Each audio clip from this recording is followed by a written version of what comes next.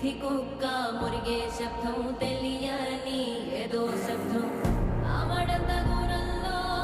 పురిటి తల్లి మూల్గు శబ్దం పలుకుతాడు తెంచుకున్న పోతురంకే శబ్దం పాకలోని మేకలన్నీ